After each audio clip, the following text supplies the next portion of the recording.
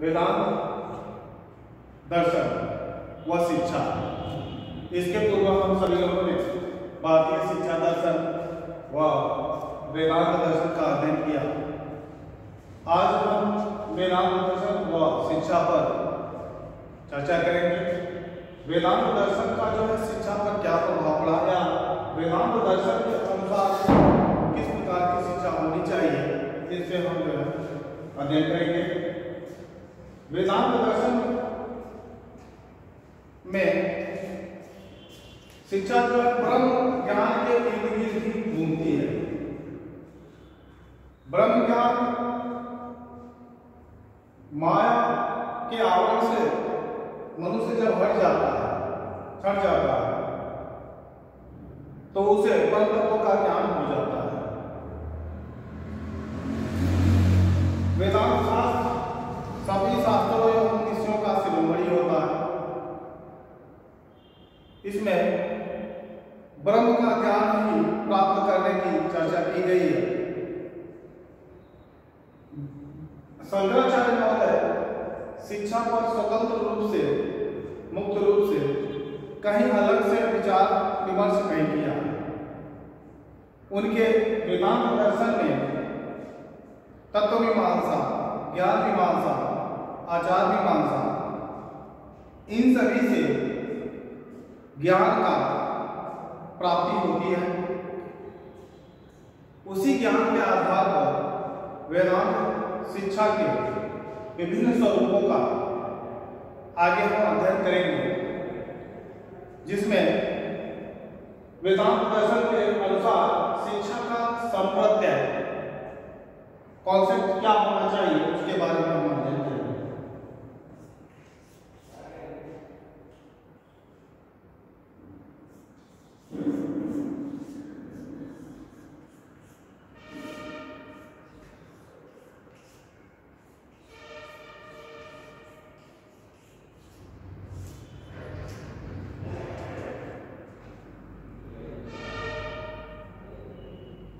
शंकराचार्य महोदय के अद्वैत वेदांत दर्शन में यह ब्रह्मसूत्र की भाष्य है और ब्रह्मसूत्र में प्रथम सूत्र के रूप में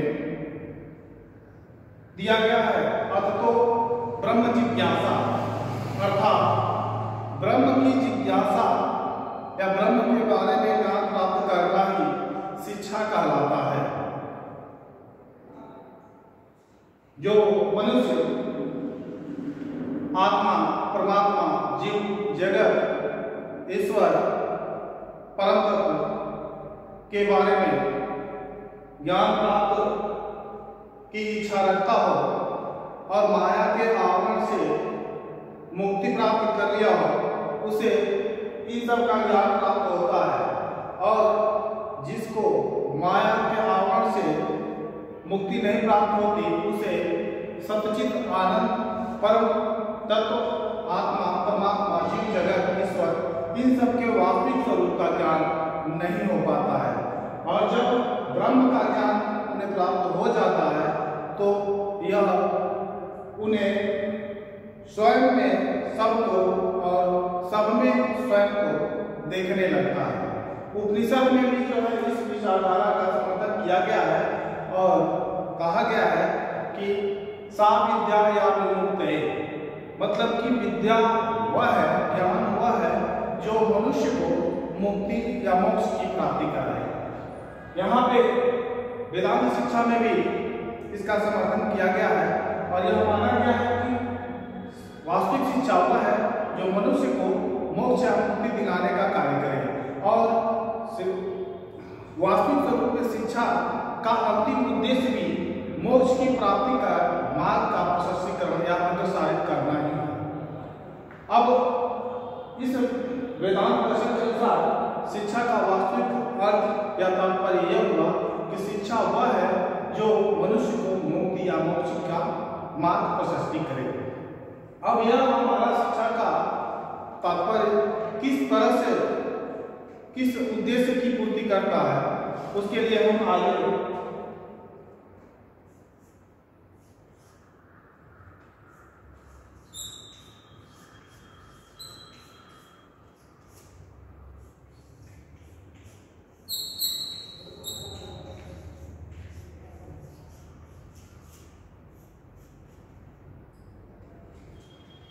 वेदांत दर्शन का शिक्षा का उद्देश्य, जो मोक्ष की प्राप्ति कराने का हमारा शिक्षा का अर्थ है, उस अर्थ को हम उद्देश्य के रूप में किस प्रकार से पूर्ति करेंगे, इसके बारे में हम चर्चा करेंगे।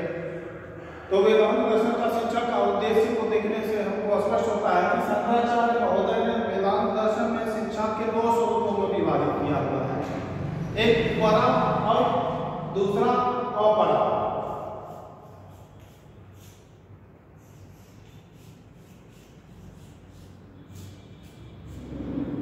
अपरा ज्ञान, जिसे भौतिक जगत का ज्ञान या व्यवहारिक ज्ञान के नाम से भी जाना जाता है, और परा मतलब आध्यात्मिक ज्ञान या ब्रह्म का ज्ञान प्राप्त करने को समझा जा सकता है।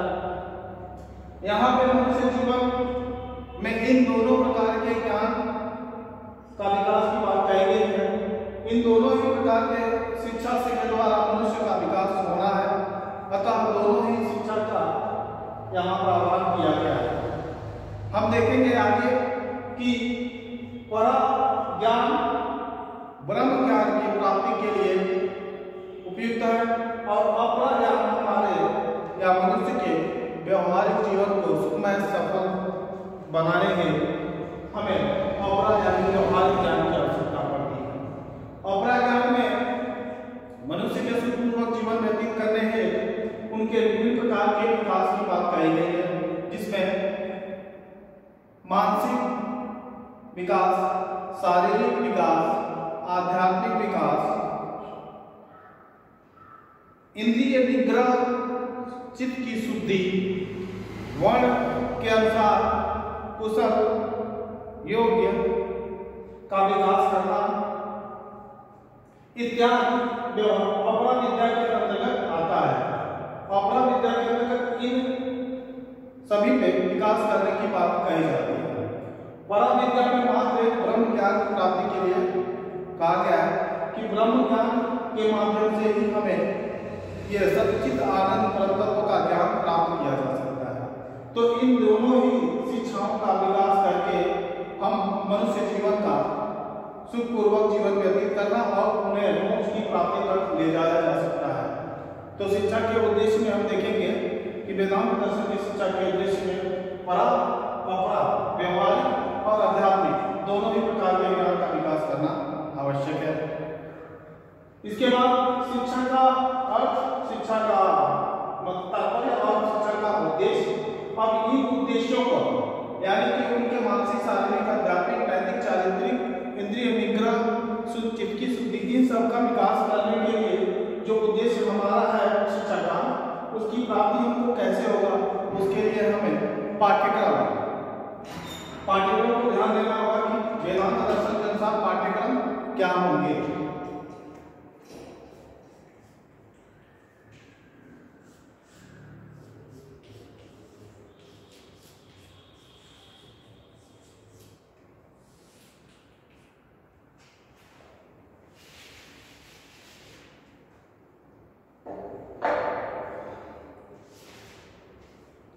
जैसा कि अभी हम यहाँ चर्चा किए थे कि शिक्षा के उद्देश्य में वेदांत दर्शन के अनुसार शिक्षा के उद्देश्य में परा है न परा, तो पाठ्यक्रम में भी शंकराचार्य महोदय ने मनुष्य के विकास हेतु परा और अपरा दोनों ही शिक्षा का प्रावधान किया हुआ है, और पाठ्यक्रम में उन्होंने इन दोनों के अलग अलग व्यवहारिक ज्ञान और व्यवहारिक क्रियाएं तथा परमार्थिक ज्ञान और परमार्थिक क्रियाओं की चर्चा की गई है।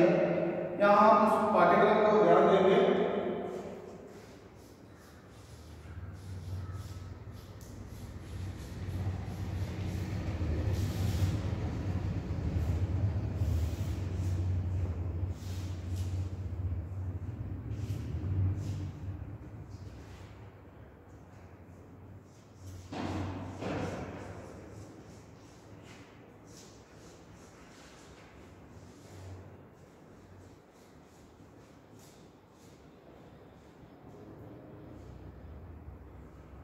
व्यवहारिक ज्ञान और व्यवहारिक क्रियाएं और परमार्थिक ज्ञान और परमार्थिक क्रियाएं यहाँ स्पष्ट नहीं हो रहा है।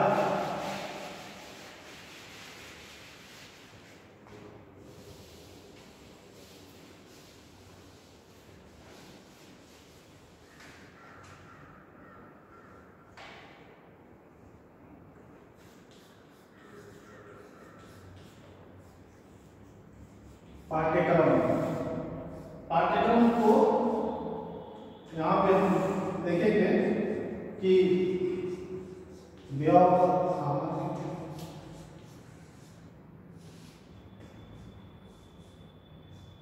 व्यवहारिक विज्ञान में और व्यवहारिक न्याय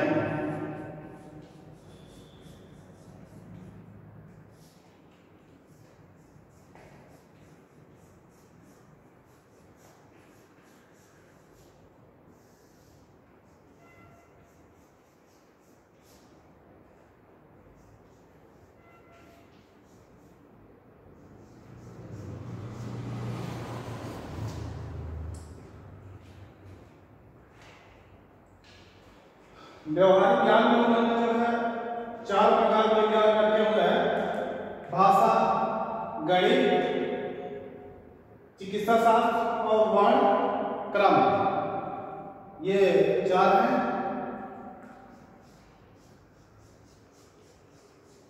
भाषा, गणित,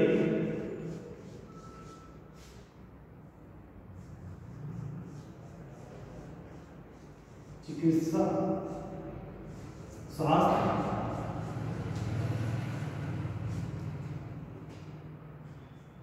और वर्णक्रम।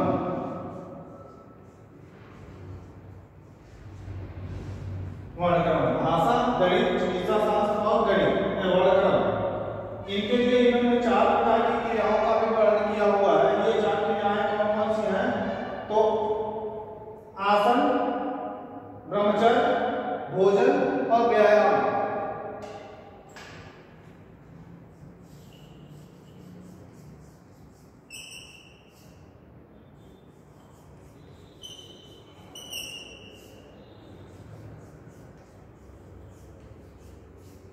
और ब्रह्मचर्य।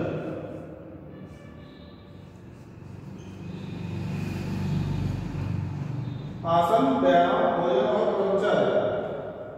परमार्थिक ज्ञान में भी इन्होंने 3 विषय का ज्ञान रखा हुआ है: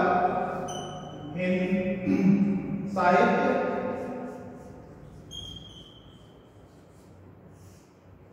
धर्म और दर्शन।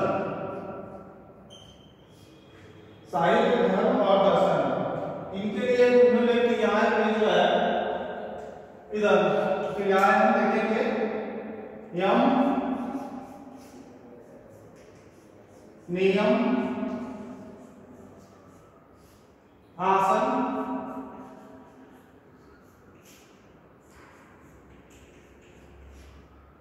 प्राणायाम, प्रत्याहार,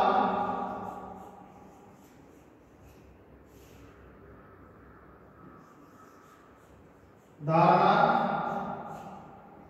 ध्यान, समाधि।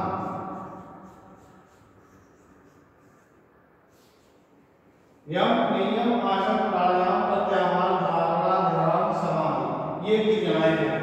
अब यहाँ आप देखेंगे कि वेदांत दर्शन में शंकराचार्य महोदय के अनुसार ये व्यवहारिक ज्ञान और व्यवहारिक क्रियाएं वर्ण के अनुसार चुनना होता है कि वर्ण का वर्ण देखेंगे। उपनिषद में जो है वर्ण विभाजन किया गया है: ब्राह्मण, क्षत्रिय, वैश्य, शूद्र, और सभी को कर्म जनित फल के आधार पर ये वर्णित किया गया है।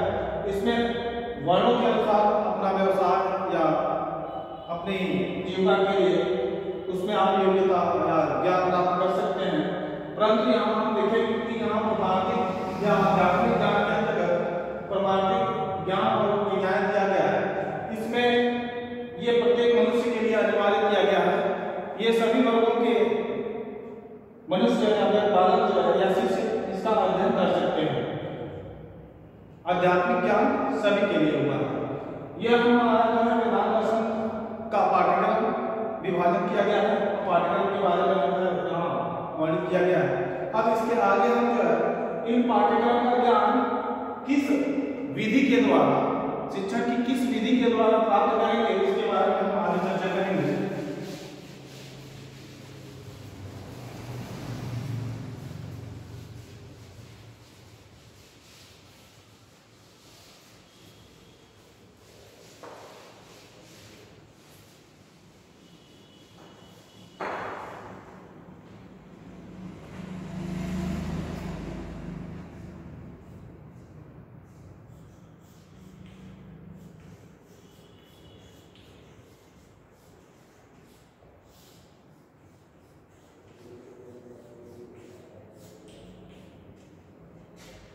शिक्षण की विधि।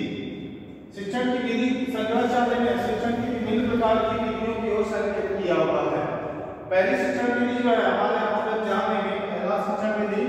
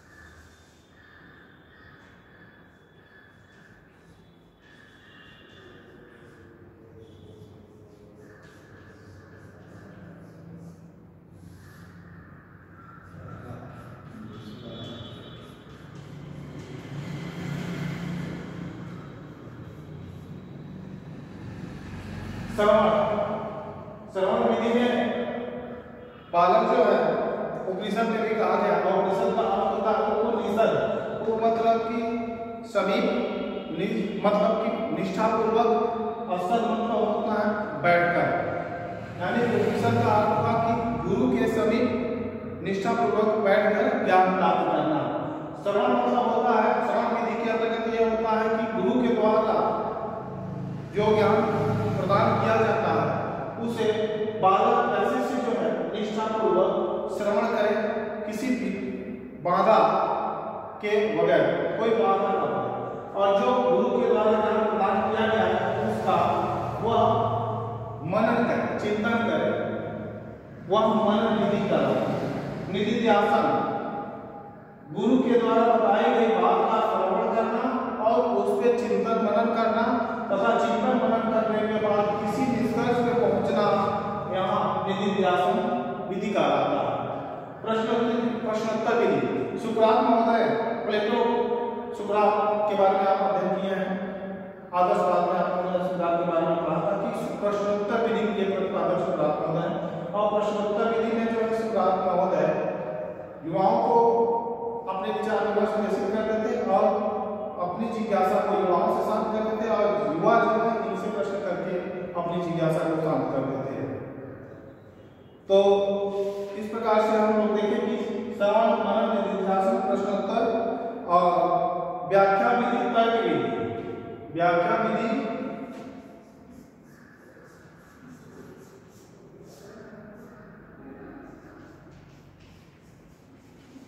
तर्क,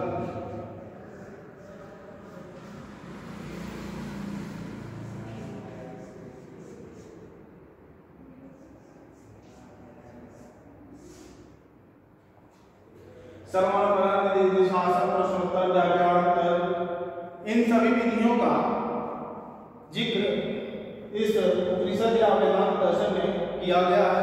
इन शिक्षण विधियों के माध्यम से वेदांत दर्शन के जो पाठ्यक्रम में हम लोगों ने व्यवहारिक न्याय, व्यवहारिक ज्ञान, परमार्थिक ज्ञान और परमार्थिक न्याय, इन सब के बारे में पढ़ा, उनका इस विधि के द्वारा प्रदान किया जाएगा। शिक्षण विधि के बाद से हम आगे शिक्षक, शिक्षार्थी और अनुशासन के बारे में अध्ययन करेंगे।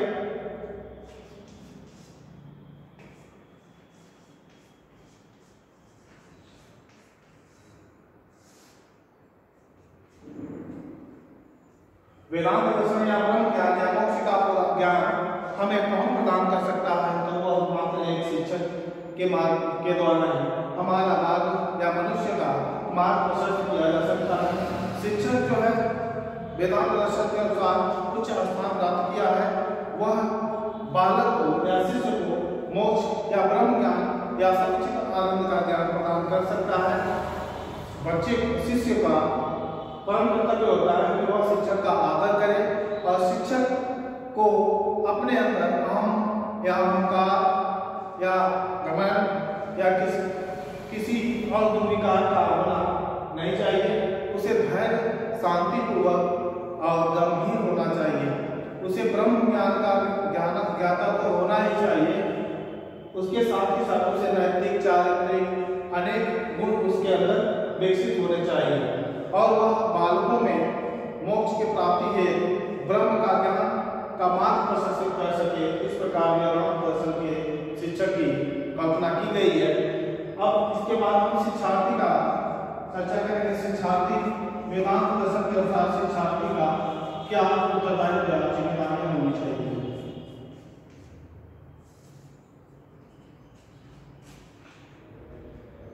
वेदांत दर्शन के अनुसार शिक्षार्थी को भी शंकराचार्य ने ज्ञान का स्रोत माना है। शिक्षार्थी को जो है विभिन्न प्रकार की परा एवं अपरा विद्या दोनों ही विद्याओं में संपूर्ण विकास करने के लिए बात कही गई है और उन्हें श्रवण, मनन, निधिध्यासन के साथ ही साथ साधन चतुष्टय का भी उन्होंने बल दिया है कि साधन चतुष्टय को अपना करके वे बालक ब्रह्म ज्ञान या मोक्ष की प्राप्ति कर सकते हैं। ये साधन चतुष्टय क्या है, तो यहाँ हम देखेंगे साधन चतुष्टय में होता है ये 3 साधन 4 साधन जो होंगे, ये साधन हमको ब्रह्म ज्ञान की ओर आगे की ओर बढ़ाएंगे। तो साधन चतुष्टय में पहला होता है नित्य।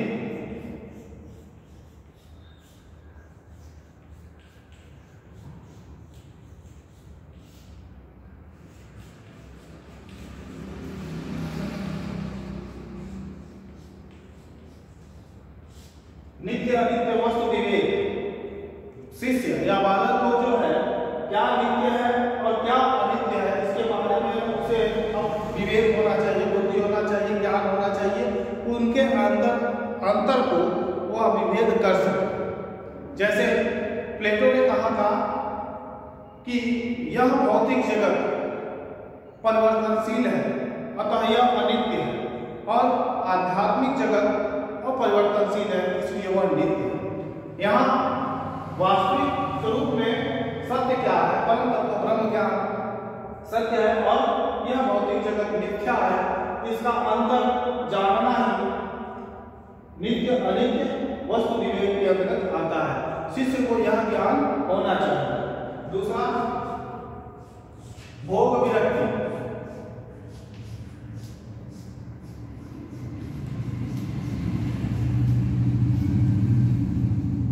भोग विरक्ति मतलब कि आध्यात्मिक एवं व्यवहारिक दोनों प्रकार के सुख सुविधाओं का त्याग करना भोग विरक्ति के अंतर्गत आता है और शिष्य को भोग विरक्ति करना चाहिए।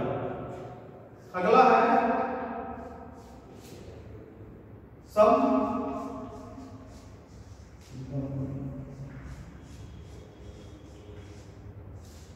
शब्दवाद संयम।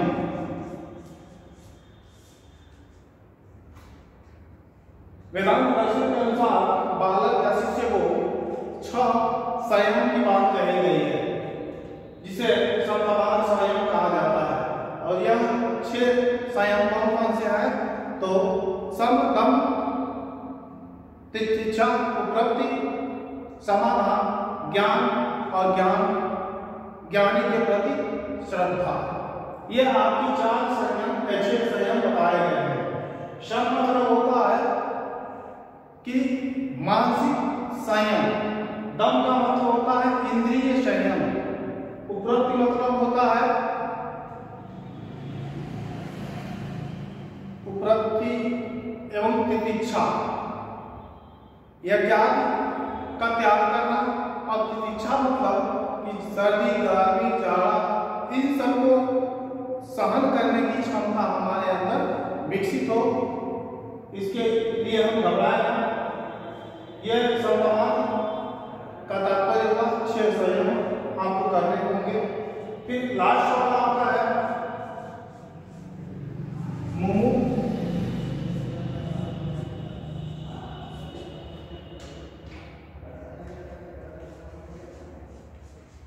मुमुक्षुत्व, मोक्ष की प्राप्ति करने की इच्छा। वेदांत दर्शन के अनुसार बालक के अंदर मोक्ष प्राप्ति करने की जिज्ञासा या इच्छा बनी रहनी चाहिए और हमेशा इस शिक्षा के माध्यम से मोक्ष प्राप्ति के लिए आगे बढ़ते रहना चाहिए। यह वेदांत दर्शन का शिक्षार्थी के ये कर्तव्य हुए। अब आगे हम अनुशासन, ये सारी जो वेदांत दर्शन की शिक्षाएं हैं ये सभी हमें ये अगले पॉइंट अनुशासन पर ही आधारित होती है। अगर हम अनुशासित नहीं है तो ये सारी जो है निरर्थक हो जाएगी।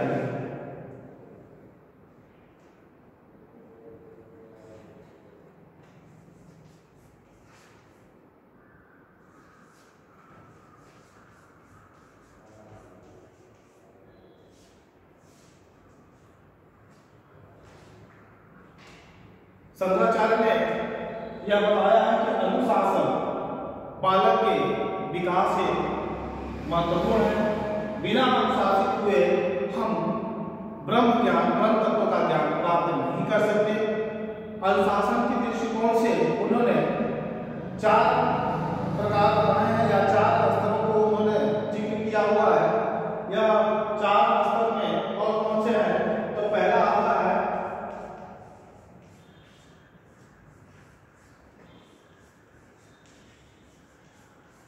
क्षिप्तावस्था। बचपन में बालक जो होता है वो अपने इंद्रियों पर नियंत्रण नहीं कर पाता, उसका ध्यान केंद्रित नहीं हो पाता। तो क्षिप्तावस्था को उन्होंने अनुशासन का प्रथम स्तर बताया है। और दूसरा स्तर आता विक्षिप्तावस्था।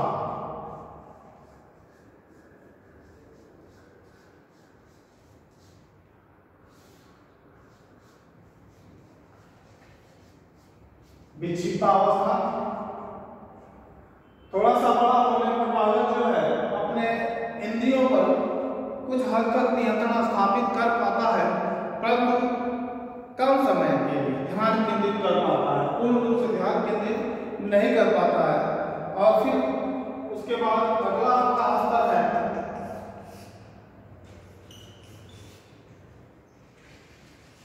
मुदावस्था।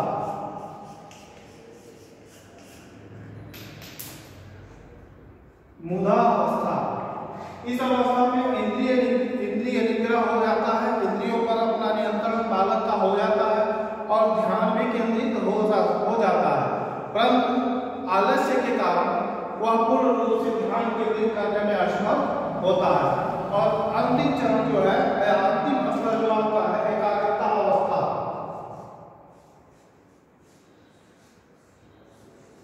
एकाग्रता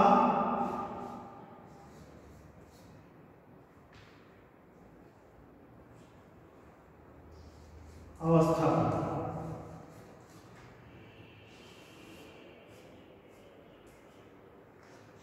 एकाग्रता अवस्था में यह उच्च स्तर का है, जिसमें बालक अपने इंद्रियों पर स्वयं नियंत्रित कर लेता है और अपना ध्यान केंद्रित कर सकता है, पूर्ण रूप से ध्यान केंद्रित कर सकता है।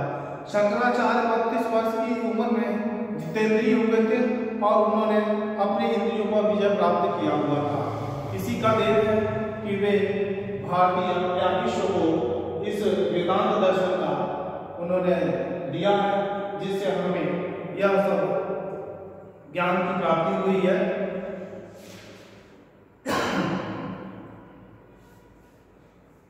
यहाँ हम वेदांत, भारतीय शिक्षा दर्शन, वेदांत दर्शन और वेदांत दर्शन के अनुसार शिक्षा, इन सभी बिंदुओं पर अध्ययन किए। अब इसके बाद यह वेदांत दर्शन का समापन हुआ।